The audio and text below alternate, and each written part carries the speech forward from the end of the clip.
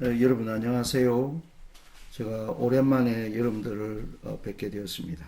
그동안에 저는 이 몽골의 울란바토르라고 하는 몽골의 수도죠. 그곳에서 몽골 교회 목사님들과 평신도 지도자들을 위한 예언 세미나를 진행하는 관계로 그 일을 준비하는 일이 아주 중요한 생각되어 당분간 그 유튜브 활동을 쉬게 되었습니다. 이제 그 활동을 끝내고 돌아왔기 때문에 이제 다시 여러분들과 유튜브를 통해서 다시 자주 만날 수 있으리라고 생각됩니다.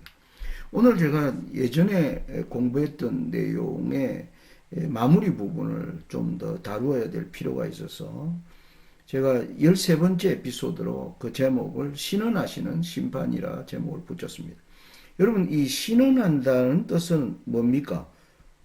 원수를 향해서 하는, 원수를 향해 억울함을 풀어준다는 그런 의미입니다.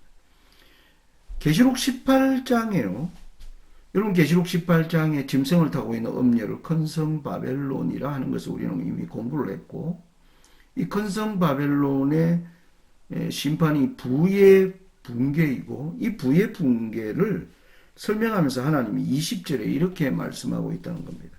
하늘과 성도들과 사도들과 선지자들아 그를 인하여 즐거워하라.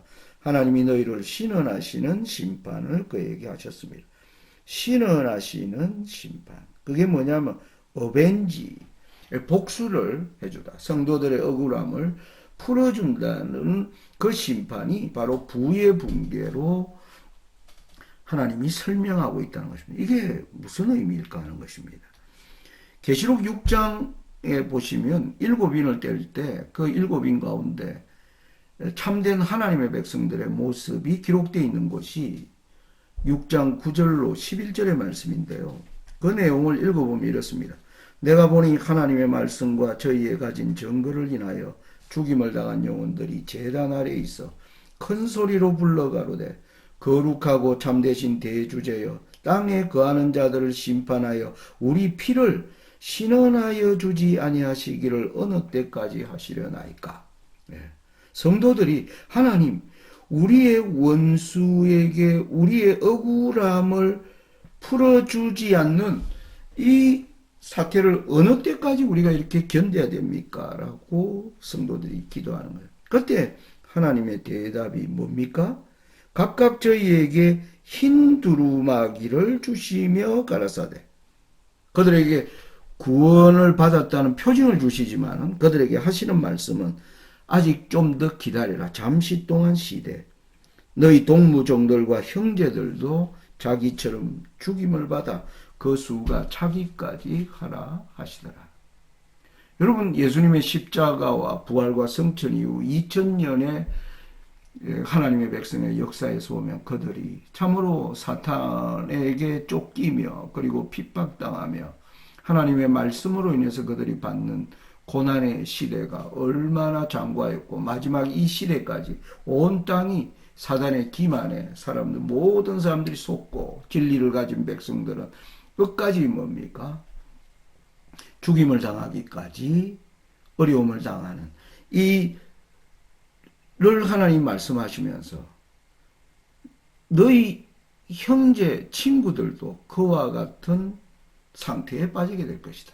그러므로 내가 신원한 날까지 기다려라. 그 신원하는 날이 계시록 18장의 부의 붕괴로 설명되어 있다는 것입니다. 여러분, 최근에 이 부의 붕괴를 보여주는 아주 놀라운 사건들이 제가 몽골에 이제 갔다 오는 전과 후로 지금 일어났는데 그걸 좀 정리를 하는 것이 필요하다고 생각됩니다. 여러분, 여기 왼편은 작년에 우리가 이스라엘이 이제 하마스와의 전쟁이 시작되었습니다. 그러면서 그 전쟁이 하마스와 그리고 후티와 그리고 최근에는 뭡니까? 헤즈볼라로 확산되는 그리고 다시 이란까지 이 전쟁에 끼어들게 하는 바로 이 이스라엘의 네타냐후 총리를 보면서 아니 이렇게 지금 세상이 지금 재난으로 점점 어려워져가고 있는데 이렇게 전쟁을 확대하고 있는 이 전쟁을 막기 위해서 도대체 미국이 왜 이스라엘에 대하여 이렇게 역할을 하지 못하는가 하는 그러한 궁금증들이 사람들에게서 퍼져나오고 있습니다. 그럼 여기서 보는 게 뭐냐면은 사람들이 미국이 지금까지 패권 국가로서 전쟁을 막는 역할을 해오지 않았어요. 그런데 미국의 역할이 지금 전혀 먹히지 않고 있다. 축소되고 있다는 걸 우리가 보고 있고요. 또 하나는 여러분 바로 오른쪽에 있는 도표입니다. 여러분 코로나가 오면서 전 세계가 이제 돈을 풀기 시작하면서 미국도 풀려난 돈을 뭡니까? 다시 회수하기 위하여 기준금리를 뭡니까? 갑자기 2020년부터 계속 올리기 시작했습니다. 그러다 보니까 이 기준금리를 미국의 달러의 기준금리가 올라가면서 달러는 강달러 정책을 미국이 강하게 밀어붙였고 상대적으로 강달러 정책의 상대국의 통화들은 전부 약화되면서 엄청난 어려움들을 겪어온 거 여러분 알고 계십니다. 그런데 미국이 지난 9월에 이제 뭐 하는 겁니까? 금리를 인하하는 기조로. 이 말은 강달러 정책을 포기하는 그리고 앞으로도 금리 인하가 추가로 될 것 같은 이런 뉴스가 오는데 여기 이 두 개에서 보여주는 지난 9월 달에 보여주는 역할이 패권 국가로서의 미국의 역할이 왜 이리 미국이 무력하냐. 그리고 미국이 드디어 달러는 망하지 않는다. 이런 걸 보여주기 위하여 강한 달러의 모습을 계속 보여주던 미국이 이제 갑자기 뭐 하는 겁니까? 이 정책을 바꾸게 된 그 배경의 역사를 우리가 알아야 된다. 여러분 이걸 우리가 알려면 제가 예언을 전개하면서 여러분들에게 바로 미국과 교황권이 연합을 이룬 1990년대의 변화를 우리가 이해해야 된다. 그것을 계시록 17장의 7머리와 8째의 등장에서도 바로 6째인 하나는 있고인 미국과 다른 이로 표현된 교황권이 이 둘이 연합하여 세상을 다스리는 기간이 반드시 잠깐 동안이고 이 기간이 다니엘 11장 40절로 45절의 변화를 우리가 이해해야 된다. 그렇게 설명을 드렸습니다. 자, 그래서 이걸 좀 더 알기 위해서 이렇게 정리를 하면 여러분 1990년대 이제 드디어 사회주의가 붕괴되면서 미국은 어디였습니까? 정치와 경제의 리더가 되었고요. 그리고 교황권은 바로 종교의 리더로서 그 길을 내려간 겁니다. 그러면서 미국이 이 정치와 경제를 통해서 전 세계를 하나로 만들어 그걸 글로벌라이제이션이라고 그러죠. 세계를 하나의 시장으로 만들어가는 정책. 이건 바로 뭡니까? 달러를 통한 지배였습니다. 이러면서 이 시스템에 드디어 2001년에 미국도 WTO에 들어오면서 온 세상이 실제적으로요, 굉장히 경제적으로 뭡니까? 아주 활발한 세계가 아주 값싼 물건, 그리고 경제 성장, 그리고 인터넷과 그 모든 기술들의 발전으로 말미암아 세상이 굉장히 부유해질 것 같은 그러한 환상이 생겨났고 사람들에게는 뭡니까? 탐욕에 대한 욕심이 점점 이제 강화되는 시기를 우리가 걸어왔는데 여러분 보십시오. 여기 도표 보면 1990년대 이후의 변화를 보는 데 있어서 여러분 미국의 무역수지입니다. 무역수지는 미국이 여기 무역수지가 마이너스죠. 적자를 보이게 되는데요. 이 적자가 여러분 1960년대 70년대는 거의 적자가 없이 수입과 수출이 거의 비등하게 오다가 이게 점점 이제 적자로 전환되는 게 여러분 미국의 베트남 전쟁이 1970년대에 있었고요. 그런데 1990년대 이후에 이게 완전히 급전직하로 나빠지는 게 바로 1990년대 이후임을 우리가 알 수 있습니다. 여러분 이게 뭐냐면 미국이 전 세계에 대한 미국이 뭡니까? 패권국가. 패권국가로 활동하기 위해서 미국이 엄청난 비용을 부담하고 있는 것을 우리가 여기서 느낄 수 있는 겁니다. 무역수지만 그렇습니까? 바로 미국의 재정수지입니다. 재정수지는 미국 정부의 뭡니까? 지갑에 미국 정부가 돈에 얼마나 적자를 보고 있는가. 여기도 보면 마이너스로 되는 게 여러분 여기 보면 1992년도 이 이후로 뭐 하는 겁니까? 완만하게 가던 것이 뭡니까? 여기서 급전직하게 됩니다. 이 두 그래프가 보여주는 게 뭐냐면 미국이 달러로 세계를 지배하는데 그 비용이 뭡니까? 엄청난 비용을 미국이 지불해야 됐다. 여러분 패권 국가를 유지한다는 거 그 쉬운 일이 아닌 것입니다. 엄청난 희생과 대가를 치러야 했다는 것을 알 수가 있습니다. 자, 여러분 여기 보면 이제 그러다 보니까 미국 연방정부의 부채, 미국의 국가의 빚도 여러분 보세요. 완만하게 되다가 1990년대 이후에 들어와서 굉장히 빠른 속도로 빚이 증가하는 모습입니다. 여러분 여기서 우리가 알 수 있는 게 뭡니까? 미국이 엄청난 재정을 투입하다 보니까 뭡니까? 무역수지, 재정, 수지가 전부 뭐예요? 적자에 미국이 빚더미 국가가 될 수밖에 없는 것을 보여준다.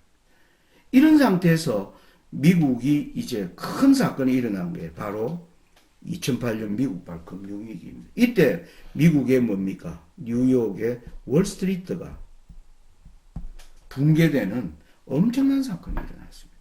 이때 전 세계가 미국이 빚을 처리할 능력이 미국의 능력에 대한 회의가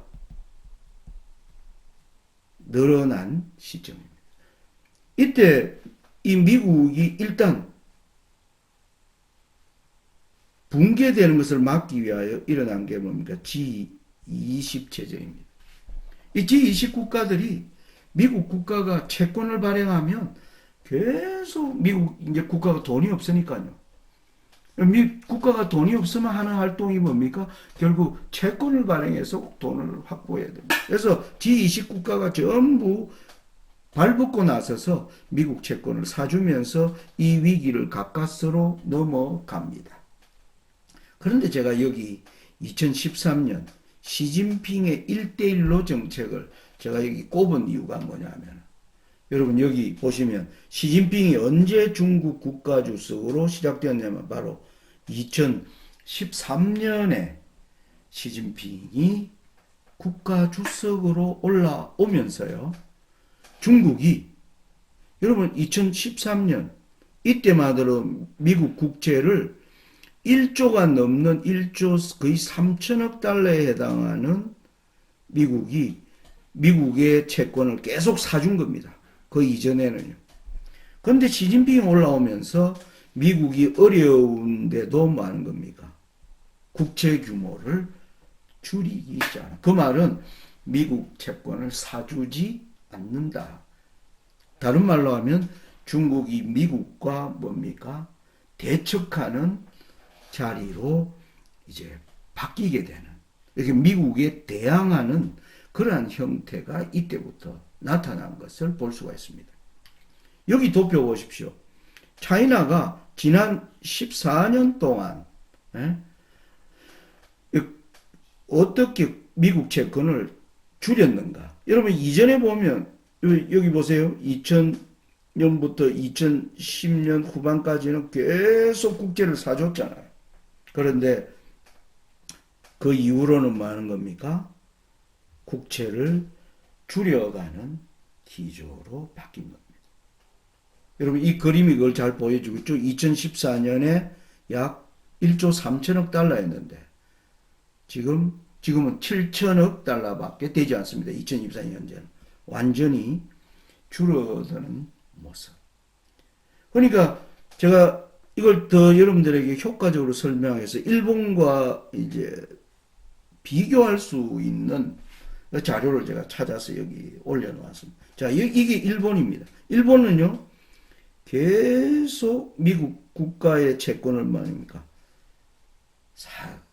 사서 그 기조를 유지하고 있는데 반대로 중국은 줄이고 있는 모습이죠. 자, 그래서 지금 현재 2022년 말 기준으로 세계에서 미국 국채 보유량의 가장 1위 국가가 옛날에는 중국이었는데 지금은 일본입니다. 자, 이러다 보니까 2002년 시진핑은 뭘 느꼈을까요? 바로 미국에 대항하는 방향입니다. 그건 뭡니까? 달러 체제를 뭐하고 반대하고 위안화를 이제 높이려고 하는 이런 정책으로 중국이 서서히 전환하게 되니까 2017년 미국의 트럼프가 대통령이 되어서 트럼피즘 현상이 생겨 중국을 봉쇄하고 미국은 이때부터 아메리카 퍼스트 정책을 합니다. 전 세계 패권 국가로서의 미국은 더 이상 우리 국가가 감당할 수 없다. 이제 미국이 먼저 살아나는 게 먼저다. 이 현상이 여기서 생겨난 겁니다. 그런데 이 길을 걸어가는 가운데 여러분 올해 2024년에 여기 무슨 일이 있느냐 하면 2024년 이 워싱턴 특파원의 보고에 하면 여기 이렇게 나옵니다. 미국 국가부채가 지난달 3일 사상 최대인 34조 달러 2022년에 31조 달러였는데요. 2024년에는 미국 빚이 엄청나게 늘어났는데 이 빚에 대한 이자가요. 국방비를 초과하는 사태가 발생했다고 미국이 발표한 겁니다. 그러니까 미국 정부가 가진 빚에 대한 이자를 지불하는 내용이 미국 뭡니까? 국방비. 미국이 전 세계를 전쟁으로부터 지켜내기 위한 국방비에 지출하는 돈이 뭡니까?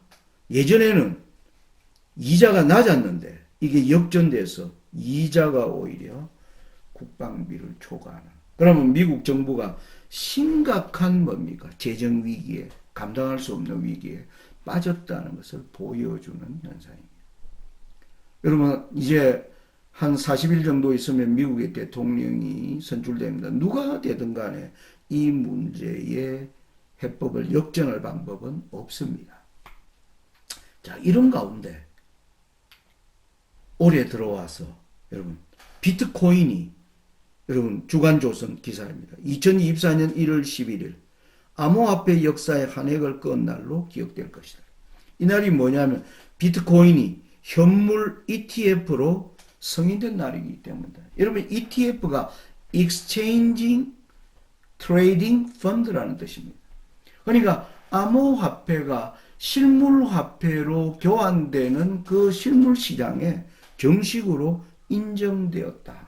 지금까지 화폐로 인정받지 못하던 비트코인이 이렇게 되자 여러분 비트코인 가격이 이렇게 완만하게 오르다가 여러분 폭발적으로 성장하여 마침내 뭡니까?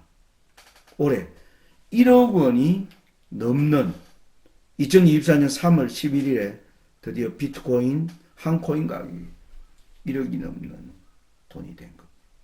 지금 물론 조금 꺾여서 지금 한 8천만 원, 9천만 원 하고 있습니다만은 이것은 무엇을 얘기합니까? 바로 지금까지 기존 화폐의 지금 뭡니까?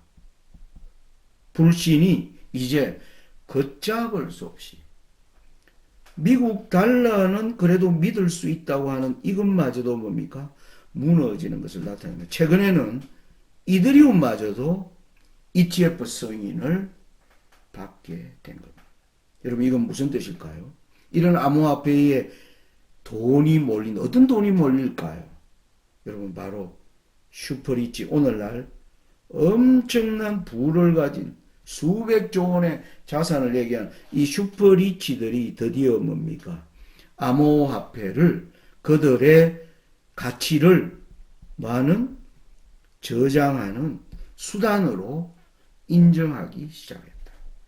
그러니까 각종 뭡니까? 힘 있는 자들의 돈이 드디어 이곳으로 모여들어서 앞으로 비트코인 가격이 뭐 5억, 10억으로 계속 오를 것이다라는 이런 얘기가 도는 이유가 바로 여기입니다. 여기에 또 어떤 사람들이 이런 암호화폐에 또 돈을 할까요? 부정하게 돈을 버는 사람들.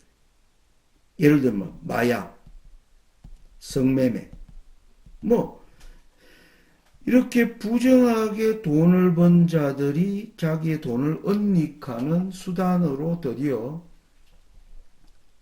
이런 돈이 몰리면서 바로 이 시장이 뭡니까? 각종 더럽고 가증한 것들이 모이는 곳이 되었음을 우리가 알 수 있는 것입니다. 여러분 우리 요한계시록 18장에 바로 화이토다 큰성 견고한 성 바벨론이야. 땅의 상고들이 그를 위하여 울고 애통하였음. 다시 그 상품을 사는 자가 없습니다. 기존의 지금까지의 어떤 시스템이 붕괴되는 것을 나타냅니다. 여러분 그래서 지금 2024년 오늘 10월 1일인데요. 이때 우리가 지금 보는 것은 미국의 역할이 지금 현저하게 축소하고 있고 달러의 신뢰도도 지금 현저하게 축소되는 것입니다. 이렇게 이제 암호화폐들이나 이것들이 지금 이제 폭발적으로 증가하는 것은 바로 기존 통화제도는 어디로 간다? 바로 큰 혼란으로 간다는 것을 보여주는 것입니다. 그들의 상품을 사고 파는 자가 없을 것이라. 여러분, 지금 우리가 이런 때에 들어가요. 여러분, 이런 때에 지금 많은 크리스찬들이, 우리 재림 신자들도 뭐 자기가 가진 조금만 부를 지키기 위하여 뭐 하는 겁니까? 암호화폐를 사라. 지금 교회 안에 이렇게 움직이는 사람들이 꽤 있는 것을 보면서 저는 마음이 굉장히 아픕니다. 여러분, 우리는 여기서 성경적 교훈을 다시 생각해야 될 것입니다. 이사야 52장 11절에 너희는 떠날지어다 떠날지어다 거기서 나오고 부정한 것을 만지지 말지어다 그 가운데서 나올지어다 여호와의 기구를 매는 자여 스스로 정결케 할지어다. 여러분 SDA 교회가 이 세상에 무엇을 전하도록 저와 여러분이 세움을 받았는가? 고린도후서에도 너희는 저희 중에서 나와서 따로 있고 부정한 것을 만지지 말라. 내가 너희를 영접하여 너희에게 아버지가 되고 너희는 내게 자녀가 되리라. 하나님과의 진정한 자녀의 관계에서 우리는 바로 재물에 대한 어떠한 입장을 취해야 할 것인가는 아주 진지하고 엄중하게 우리가 지금 일어나는 변화를 이해해야 한다는 것입니다. 계시록 18장의 마지막 이 큰 성 바벨론을 얘기하면서 내 백성아 거기서 나와 그의 죄에 참회하지 말고 그의 재앙들을 받지 말라. 여러분 이 말씀을 여러분 엄중하게 생각하시기 바랍니다. 마지막에요. 이 우리가 가진 부가요. 금과 은이 녹이 슬었다. 하나님의 백성들의 부가 녹이 쓸었다는 것은 뭐냐면 너희에게 증거가 되면 무슨 증거입니까? 구원받지 못한 증거가 된다는 겁니다. 마지막에 하나님의 백성들이 여호와의 말씀을 우리가 주의하여 듣고 그 말씀을 따라 행동하지 않으면 우리의 부도 사용할 수 없는 게 되고 부가 사용할 수 없는 쓸모없는 것이 되었다는 증거는 네가 구원받지 못하는 증거라는 것을 야고보서는 얘기하고 있다는 것입니다. 저는 오늘 이 말씀을 끝으로 오늘 강의는 마치고자 합니다. 앞으로 좀 더 이러한 내용들을 뒷받침할 수 있도록 잘 준비해서 여러분들을 만나도록 하겠습니다. 감사합니다.